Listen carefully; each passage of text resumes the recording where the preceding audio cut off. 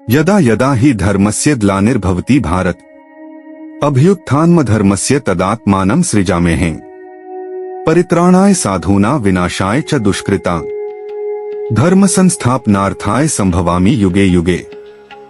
Hi మిస్లర్స్, అందరికీ నమస్తే.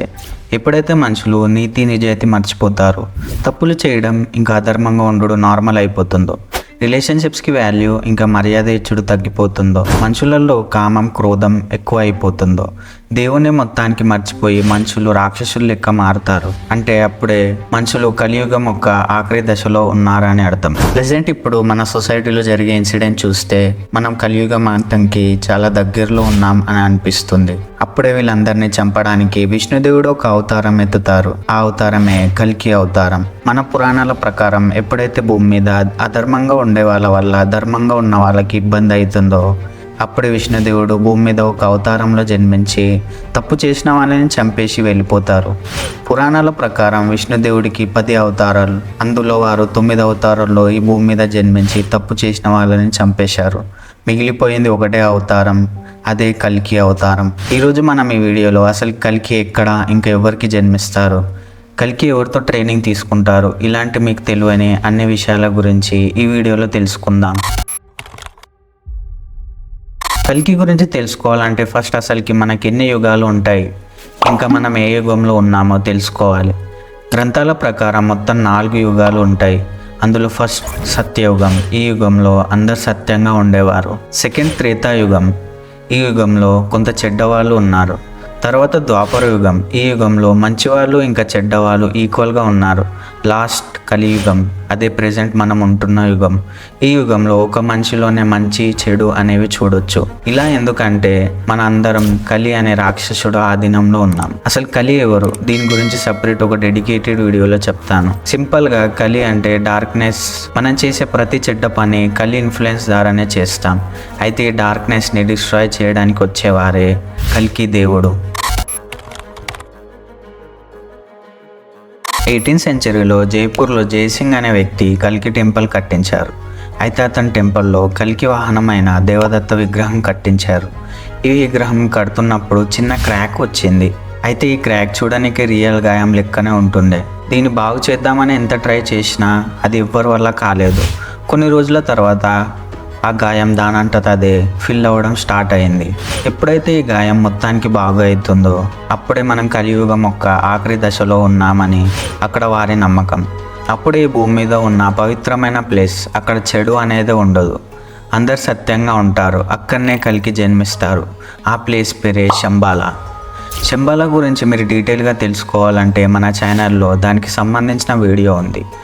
ఆ వీడియో లింక్ డిస్క్రిప్షన్లో ఇస్తాను. ఈ వీడియో చూశాక ఆ వీడియో చూసేయండి. శంబాలలో విష్ణువ్యాస ఇంకా సుమతి అనే బ్రాహ్మణ దంపతులకు ఒక అద్భుతమైన రోజు కల్కి జన్మిస్తారు. ఈ పిల్లోడు ముఖం తేజస్సుతో నిండి ఉంటుంది.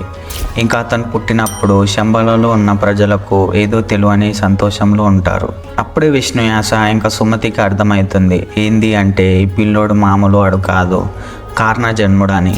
అప్పుడే సప్త చిరంజీవులు ఒకరైన వ్యాస మహర్షి ఆ పిల్లోడికి కల్కి అనే నామకరణం చేస్తారు. ఆ పేరు అర్థం ఏంది అంటే కలిని అంతం చేసేవాడని. కల్కి పెరిగి పెద్దవారు అవుతారు. అన్ని వేదాలు, యుద్ధ విద్య స్కిల్స్ నేర్చుకోవడానికి ఇంటి నుంచి బయలుదేరుతారు. అప్పుడే అడవిలో మార్గ మధ్యలో చిరంజీవులో ఒకరైన ఇంకా విష్ణుదేవుడు ఒక 5వ అవతారం పరశురాముడు అడ్డు వస్తారు. కల్కిని మహేంద్రగిరి పర్వతంలో ఒక గుహలోకి తీసుకువెళ్ళి అన్ని వేదాలు, యుద్ధ విద్య స్కిల్స్ నేర్పిస్తారు. కల్కి 64 కళలో ఎక్స్పర్ట్ అయిపోతారు. ట్రైనింగ్ అయిపోయిన తర్వాత కల్కి పరశురాముడిని గురుదక్షిణ కింద మీకు ఏం కావాలి అని అడుగుతారు. అప్పుడే పరశురాముడు కల్కి ఈ భూమి మీద కలి ప్రభావం ఎక్కువ అవడం వల్ల మనుషులందరూ రాక్షసులు లెక్క మారారు.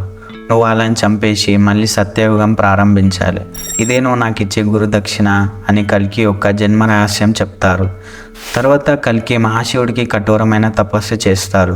శివుడు ప్రసన్నయ్యి కల్కికి దేవదత్త అనే ఒక తెల్లటి మెరిసే గుర్రం ఇస్తారు. ఈ గుర్రం క్షణాలలో ఈ ప్రపంచంలోనే ఎక్కడికన్నా తీసుకువెళ్ళగలుగుతుంది. ఇంకా ఒక చిలుకను ఇస్తారు. ఈ చిలుకకు ఫ్యూచర్ని ప్రిడిక్ట్ చేసే శక్తి ఉంటుంది. ఇంకా లాస్ట్ అగ్నిలా మండే ఒక ఖడ్గాన్ని ఇస్తారు. తర్వాత కల్కి సింహాల రాజ్యానికి వెళ్తారు. అక్కడ రాజు కూతురైన పద్మావతిని పెళ్లి చేసుకుంటారు. అయితే పద్మావతి ఎవరో కాదు, లక్ష్మీదేవి యొక్క అవతారం ఉంటారు. అట్లానే కల్కికి చాలా రాజులు వాళ్ళ సేనలని బహుమానంగా ఇస్తారు. వాళ్ళందరూ కలితో యుద్ధంలో చేయడానికి యూజ్ అవుతారు. కలి ప్రభావం ఎక్కువ అవడం వల్ల మనుషులందరూ మృగాల లెక్క మారిపోతారు. వాళ్ళలో వాళ్ళనే చంపుకోవడం స్టార్ట్ చేస్తారు. ఇంకా నరభక్షుల లెక్క మారిపోతారు. కల్కి ఇంకా కలి యుద్ధం స్టార్ట్ అవుతుంది. కల్కికి తోడుగా సప్త చిరంజీవులు కూడా ఉంటారు. ఈ యుద్ధంకి భూమి మొత్తం కంపిస్తుంది. చాలా రోజుల భీషణ యుద్ధం తర్వాత కల్కి మహాప్రలయం లెక్క కలిని ఇంకా కలి ప్రభావితమైన వాళ్ళని చంపేస్తారు. కలిని చంపేసిన తర్వాత కల్కి దేవుడు మళ్ళీ సత్యయుగాన్ని స్థాపిస్తారు. కల్కి దేవుడు ఈ ప్రపంచాన్ని 1000 సంవత్సరాలు పాలించిన తర్వాత వారి అవతారాన్ని చాలించి వైకుంఠం వెళ్ళిపోతారు. ఇలా కల్కి పురాణం, శ్రీమద్ భాగవతం ఇంకా విష్ణు పురాణంలో రాసి ఉంటుంది. అయితే ఇలా హిందూయిజంలో కాకుండా ప్రతి రిలీజన్, క్రిస్టియానిటీ, ముస్లిం ఇంకా బుద్ధిజంలో ప్రపంచంలో పాపాలు ఎక్కువ అయినప్పుడు ఒక సేవియర్ వస్తాడు, ఇంకా ఈ భూమిని అంధకారం నుంచి కాపాడుతాడు అని రాసి ఉంటాయి. ఇదే కల్కికి సంబంధించిన మిస్టరీ. మీకు వీడియో ఎట్లా అనిపించిందో కింద కమెంట్ చేయండి. ఒకవేళ వీడియో నచ్చితే లైక్ చేయండి.